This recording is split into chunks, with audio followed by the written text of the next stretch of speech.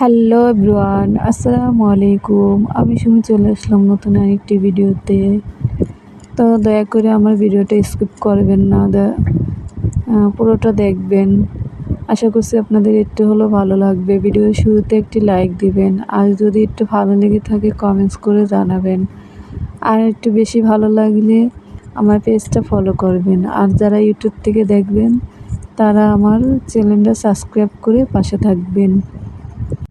আজ বলবো না সবাইকে কেমন আছেন। জানি সবাই বেশি ভালো নেই, যেমনটা আমিও নেই ভালো। দেশের এই পরিস্থিতিতে আমরা কেউ ভালো নেই। আসলে মোবাইলটা যখন হাতে নেই, ভিডিওগুলো যখন দেখি, মনটা ভীষণ খারাপ লাগে, বুকটা ব্যথা হয়ে যায়। ছোট ছোট বাচ্চারা কিভাবে পানিতে ভাসছে, দেখলে ওগুলা দেখার মতো দৃশ্য না।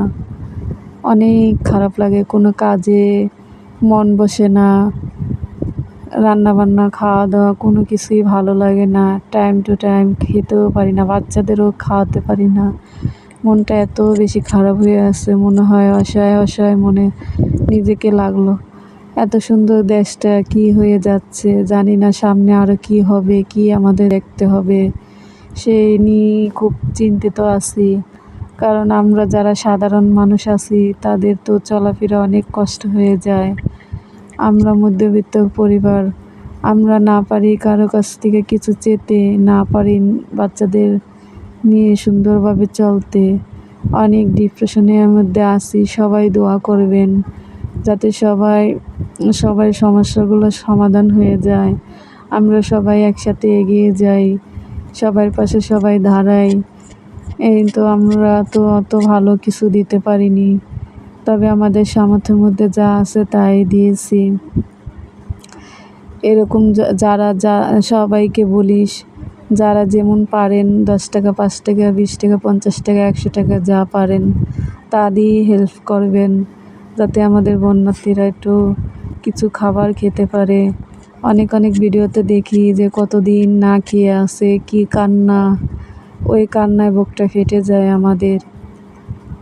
জানি না কার কেমন লাগে, কিন্তু আমার অনেক খারাপ লাগে,